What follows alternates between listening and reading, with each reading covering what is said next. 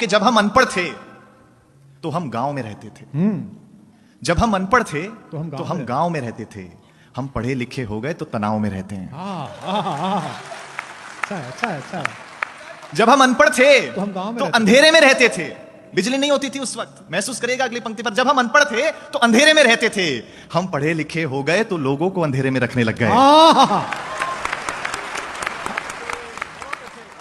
जब हम अनपढ़ थे तो अपनों के लिए जीते थे, परिवार ही सब कुछ होता था। जब हम अनपढ़ थे तो अपनों के लिए जीते थे।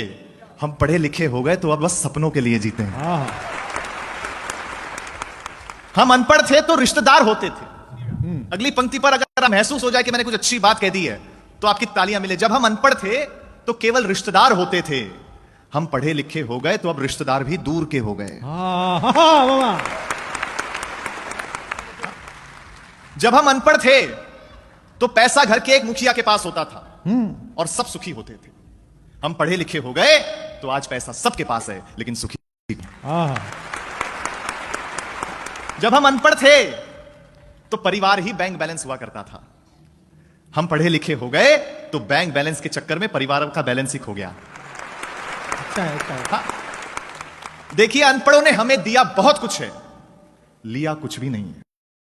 आपका ध्यान चाहता हूं, अनपढ़ों ने हमें दिया बहुत कुछ है, लिया कुछ भी नहीं है। हम वो आखिरी पीढ़ी हैं साहब जिनकी माओ का सोशल मीडिया पे अकाउंट ही नहीं है। कितनी अच्छी बात है।